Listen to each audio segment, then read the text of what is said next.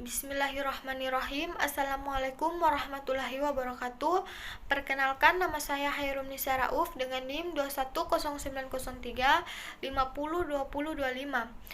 Saya dari Fakultas Ekonomi dan Bisnis, jurusan Manajemen. Pertama-tama saya ucapkan puji syukur atas kehadirat Allah Subhanahu wa taala di mana telah memberikan saya kesehatan, kesempatan, keselamatan sehingga saya dapat menyelesaikan tugas manajemen keuangan.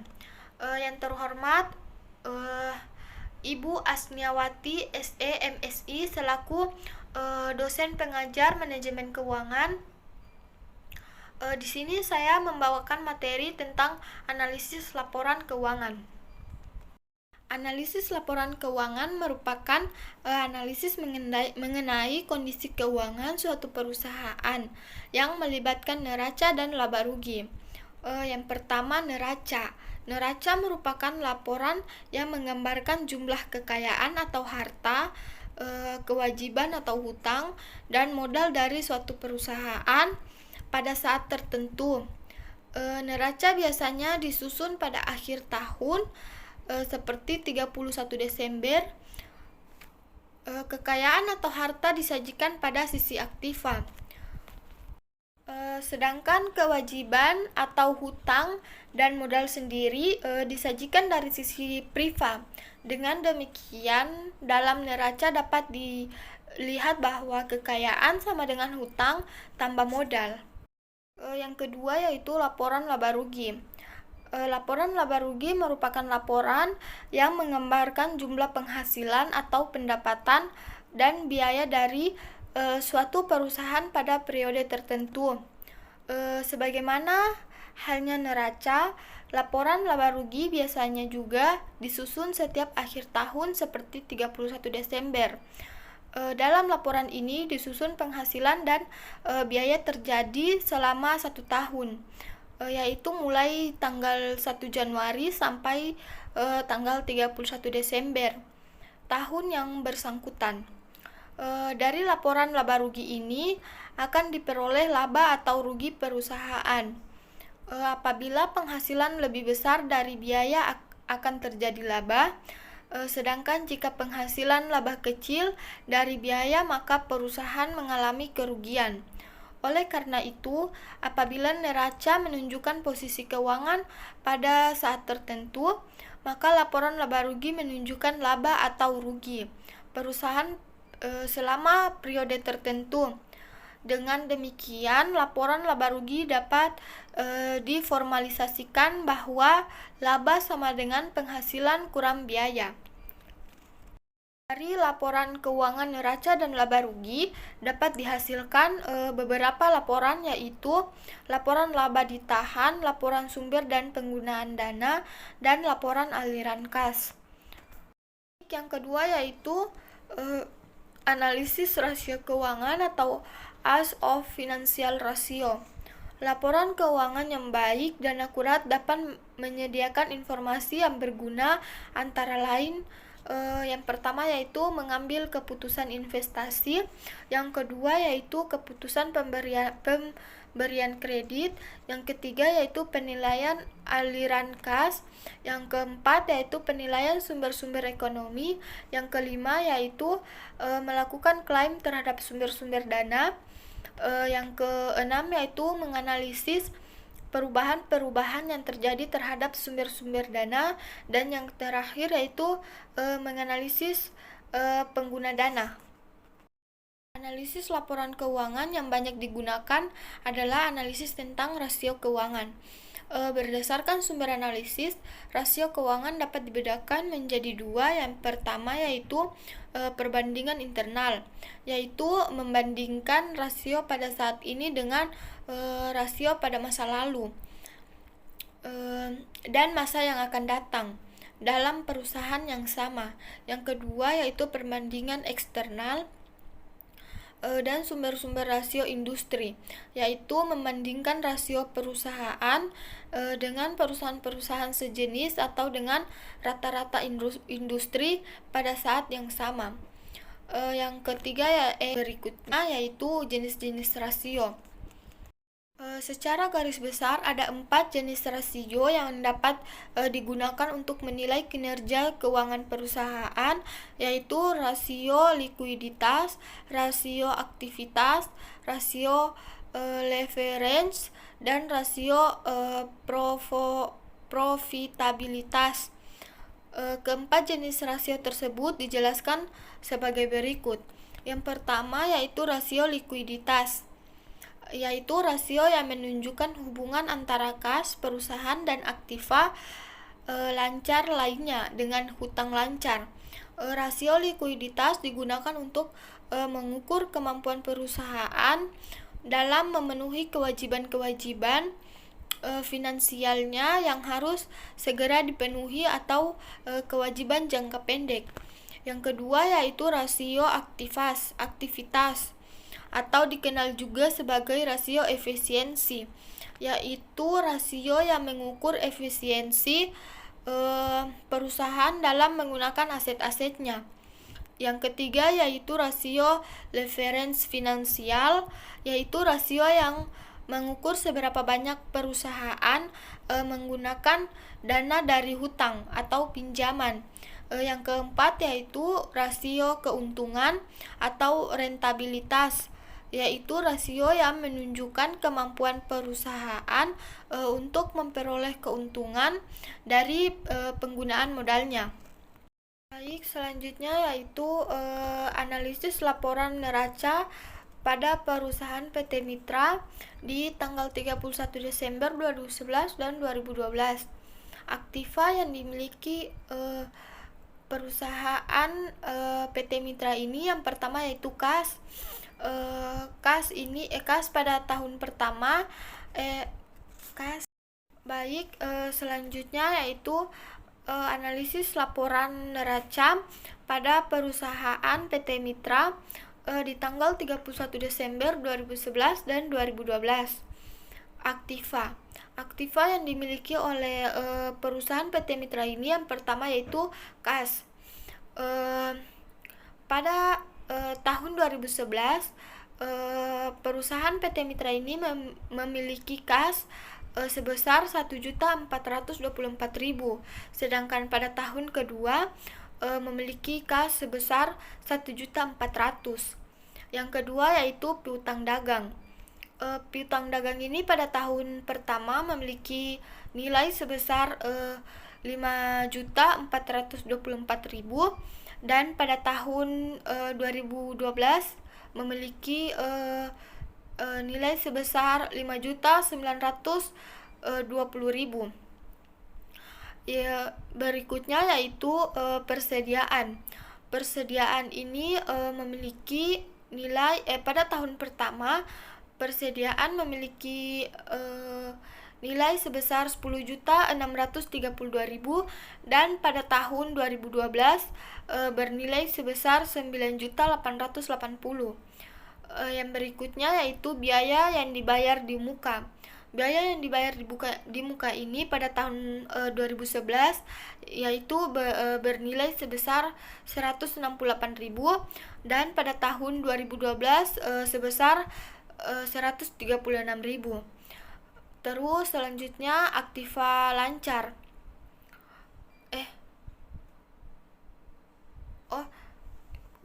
Baik, selanjutnya yaitu analisis neraca pada perusahaan PT Mitra di tanggal 31 Desember 2011-2012.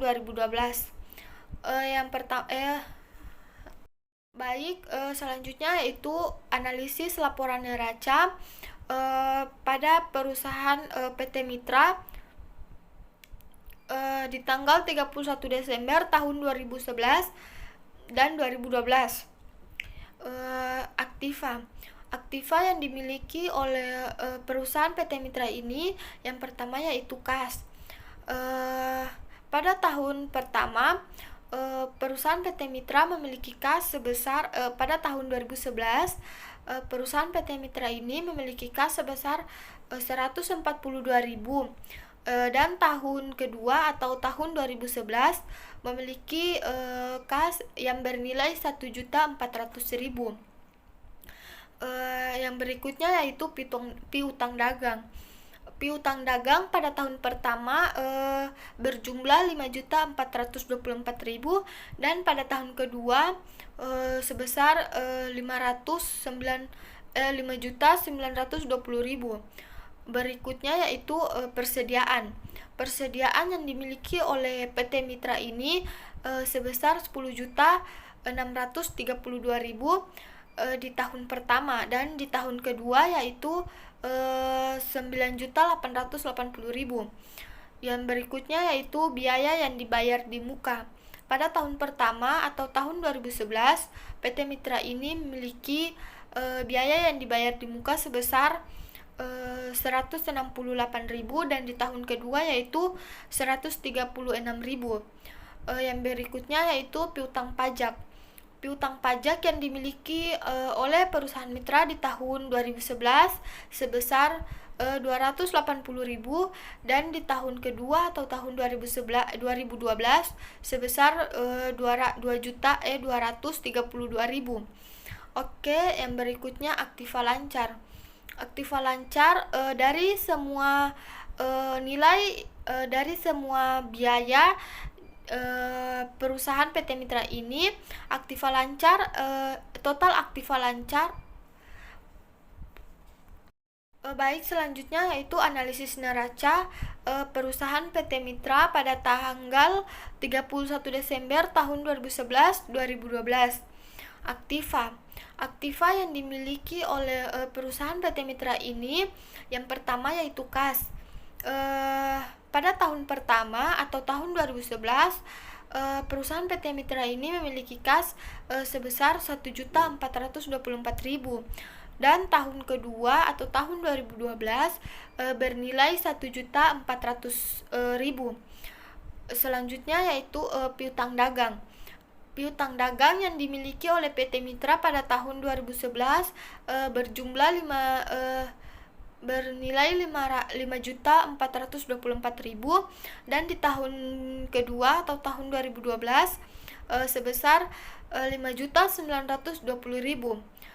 Berikutnya yaitu persediaan. Persediaan yang dimiliki oleh PT Mitra di tahun 2011 ini sebesar 10.632.000 dan di tahun kedua atau tahun 2011 sebesar 9.880.000. Yang berikutnya yaitu biaya yang dibayar di muka. Biaya yang dibayar di muka ini di tahun pertama atau tahun 2011 sebesar 168.000 dan di tahun 2012 sebesar 136.000. Yang berikutnya yaitu piutang pajak. Piutang pajak di tahun pertama sebesar 280.000 dan di tahun 2012 sebesar 232.000. Aktiva lancar. Aktiva lancar sebesar 17 juta di tahun pertama sebesar 17.928.000 dan di tahun kedua yaitu 17.568.000. Selanjutnya yaitu aktiva tetap. Aktiva tetap yang dimiliki oleh perusahaan PT Mitra di tahun 2011 yaitu yang berjumlah 12.768.000 dan di tahun 2012 sebesar 12.304.000. Minus akumulasi penyusutan sebesar 6.856.000 pada tahun pertama dan pada tahun kedua yaitu 6.328.000. Aktiva tetap bersih yang didapat oleh perusahaan PT Mitra ini berjumlah 5.912.000 dan yang di tahun kedua yaitu 5.976.000. Selanjutnya yaitu aktiva tetap lainnya sebesar di tahun pertama ini sebesar 2.160.000 dan di tahun kedua sebesar 1.640.000. Total aktiva yang didapat dari keseluruhan aktiva di tahun pertama yaitu sebesar 26 juta dan di tahun kedua yaitu 25 juta 184.000. Hutang dan modal sendiri dari perusahaan PT Mitra ini ada beberapa. Yang pertama yaitu hutang bank dan hutang wesel. Hutang bank dan hutang wesel pada tahun pertama sebesar 3.584.000 dan pada tahun kedua yaitu sebesar 2.848.000. Berikutnya yaitu hutang dagang. Hutang dagang yang dimiliki oleh perusahaan PT Mitra ini pada tahun 2011 atau tahun pertama sebesar 1.184.000 dan pada tahun kedua atau tahun 2012 sebesar 1.088.000. Berikutnya yaitu hutang pajak. Hutang pajak yang dimiliki oleh perusahaan PT Mitra ini sebesar pada tahun pertama atau tahun 2011 sebesar 288.000 dan pada tahun kedua atau tahun 2012 sebesar 1.016.000. Berikutnya yaitu hutang lancar lainnya sebesar pada tahun pertama ini sebesar 1.528.000 dan pada tahun kedua sebesar 1.312.000. Hutang lancar yang dimiliki oleh perusahaan PT Mitra di tahun pertama yaitu 6.584.000 dan pada tahun kedua yaitu 6.264.000. Hutang jangka panjang pada tahun pertama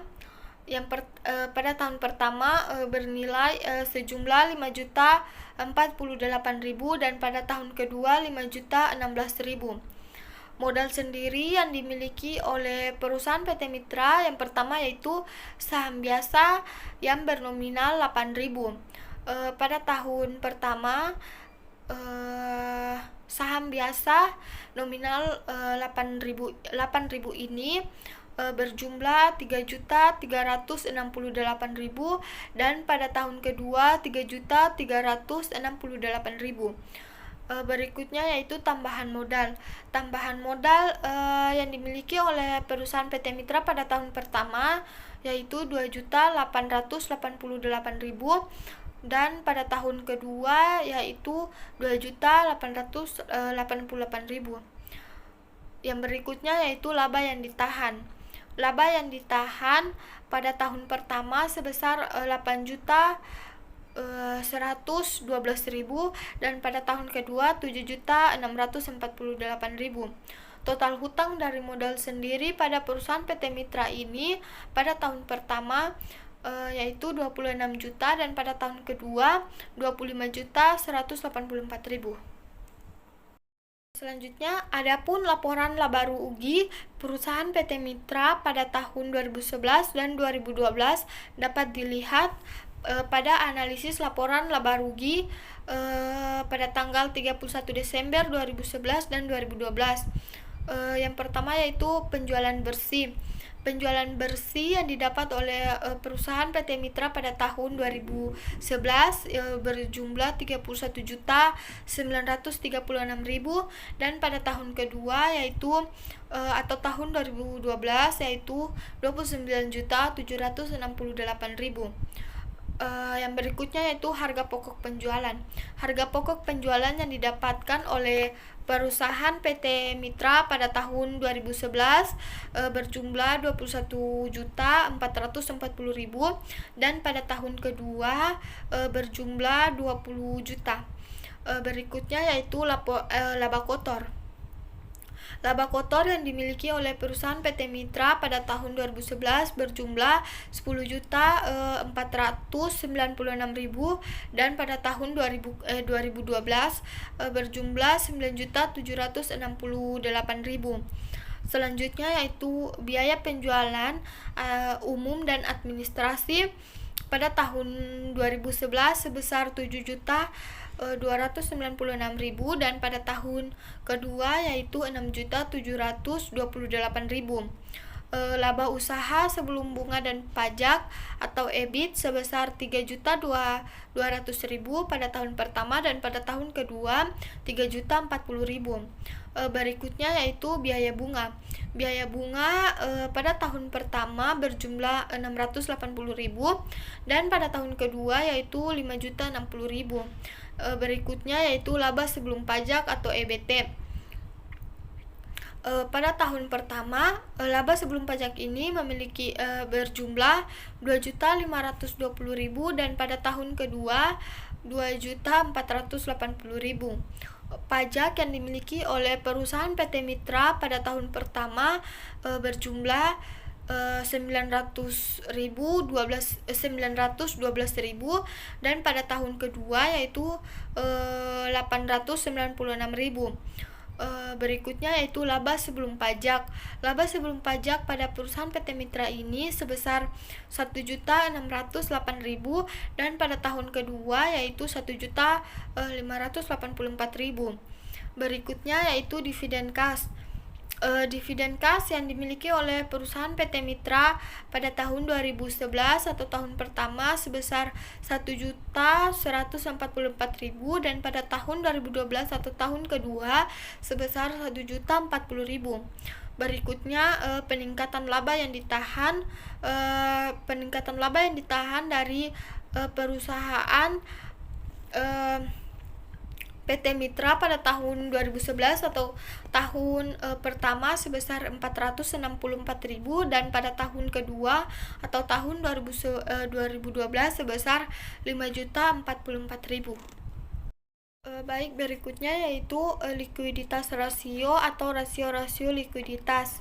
Suatu perusahaan yang ingin mempertahankan kelangsungan kegiatan usahanya harus memiliki kemampuan untuk melunasi kewajiban-kewajiban finansial yang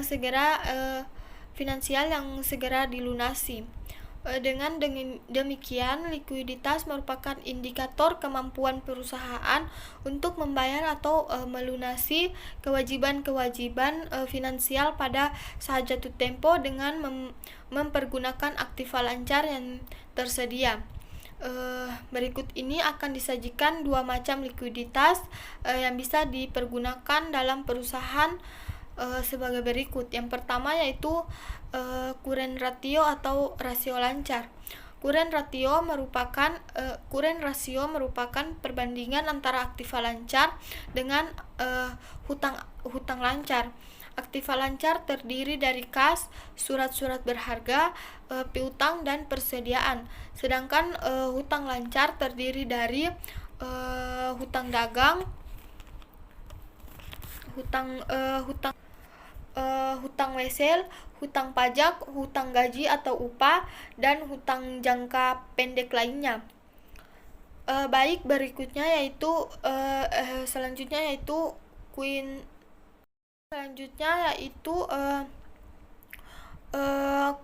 Queen rasio atau rasio cepat. Rasio alat ukur yang lebih akurat untuk mengukur tingkat likuiditas perusahaan adalah Queen rasio atau disebut juga Equity rasio. Rasio ini merupakan perimbangan antara jumlah aktiva lancar dikurangi persediaan dengan jumlah hutang lancar. Persediaan tidak dimasukkan dalam perhitungan Queen rasio atau rasio cepat karena persediaan merupakan komponen atau unsur aktiva lancar yang paling kecil tingkat likuiditasnya. Queen rasio memfokuskan komponen-komponen aktiva lancar yang lebih liquid yaitu kas, surat-surat berharga, dan piutang dihubungkan dengan hubungan lancar atau hutang jangka pendek. Berikutnya yaitu activity ratio atau rasio-rasio aktivitas. Activity ratio mengukur sejauh mana aktivitas manajemen perusahaan dalam mengelola aset-asetnya. Artinya dalam hal ini adalah mengukur kemampuan manajemen perusahaan dalam mengelola persediaan bahan mentah, barang dalam proses, dan barang jadi serta kebijakan manajemen dalam mengelola aktiva lainnya dan kebijakan pemasaran. Rasio aktivitas menganalisis hubungan antara laporan laba rugi, khususnya penjualan, dengan unsur-unsur yang ada pada neraca, khususnya unsur-unsur aktiva. Rasio aktiva ini diukur dengan dengan istilah perputaran unsur-unsur aktiva yang dihubungkan dengan penjualan. Berikutnya yaitu analisis common size. Analisis common size dilakukan dengan cara merubah angka-angka yang ada dalam neraca dan laporan laba rugi menjadi persen berdasarkan angka tertentu. Untuk angka-angka yang ada di neraca common size, angka dasarnya adalah total aktiva. Dalam hal ini, total aktiva dianggap memiliki angka dasar 100%. Sedangkan untuk laporan laba rugi maka penjualan digunakan sebagai angka dasar yang bernilai 100%. Penyajian dalam bentuk common size akan mempermudah pembaca menganalisis laporan keuangan dengan memperhatikan perubahan-perubahan yang terjadi dalam neraca dan laporan laba rugi. Selanjutnya analisis indeks. Analisis indeks ini merupakan semua angka dalam suatu laporan keuangan pada tahun dasar menjadi 100. Pemilihan tahun dasar bukanlah suatu tahun yang paling awal, tetapi yang dianggap normal. Dengan demikian, analisis ini dilakukan untuk membandingkan perkembangan dari waktu ke waktu. Itu materi yang dapat saya sampaikan. Lebih dan kurangnya saya mohon maaf. Wabillahi taufiq wal hidayah. Wassalamualaikum warahmatullahi wabarakatuh.